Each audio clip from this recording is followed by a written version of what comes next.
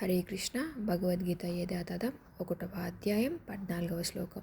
తాశ్వేతైర్హయైర్యుక్తే మహతి స్యందనే స్థితౌ మాధవా పాండవాశ్చైవ దివ్యౌ శంకౌ ప్రదద్మతు. Translation and purport by Venkatesh A C Bhaktivedanta స్వామి శ్రీల ప్రభుపాదికి జై. ఆ తరువాత తెల్లటి గుర్రాలు పూంచిన గొప్ప రథంలో ఉన్న మాధవుడు అంటే శ్రీకృష్ణుడు మరియు పాండవుడు అర్జునుడు ఇద్దరూ తమ దివ్యమైన శంఖాలను పూరించారు. భావం: భీష్మదేవుడు పూరించిన శంఖానికి భిన్నంగా శ్రీకృష్ణుడు మరియు అర్జునుని చేతులలో శంఖాలు దివ్యమైనగా వర్ణించబడ్డాయి. ఆ దివ్య శంఖాల ధ్వని అవతలి పక్షానికి విజయంపై ఆశ లేదని సూచించింది.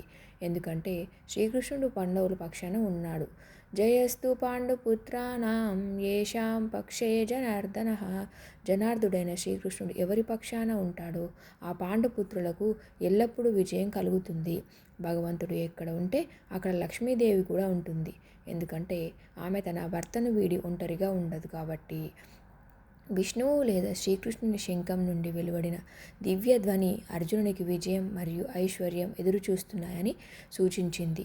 అంతేకాకుండా ఈ ఇద్దరు మిత్రులు కూర్చున్న రథాన్ని అగ్నిదేవుడు అర్జునునికి బహుమతిగా ఇచ్చాడు.